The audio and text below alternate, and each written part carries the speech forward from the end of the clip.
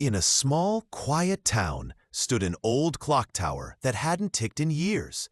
The streets had grown dull, and the people seemed to have forgotten how to smile. But one day, a 12-year-old boy named Eli decided he would fix it, even though everyone said it was impossible. Eli spent every day after school sitting under the clock tower, sketching gears and springs in a little notebook.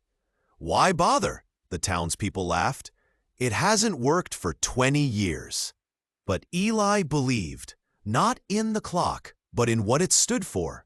One afternoon, an old watchmaker named Mr. Thomas stopped by. He handed Eli a tiny gear and said, "Sometimes things stay broken because people forget to care. Start with this." Eli smiled and began. Days passed. Eli worked in rain and wind, trying to make it tick.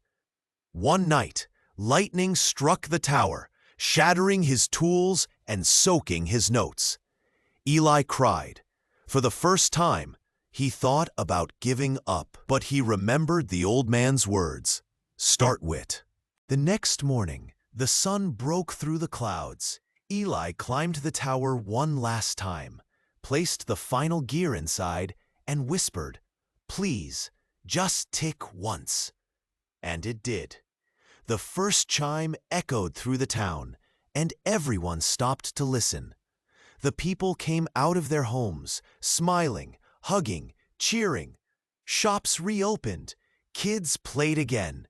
The old clock now stood as a symbol of hope, and Eli learned something powerful.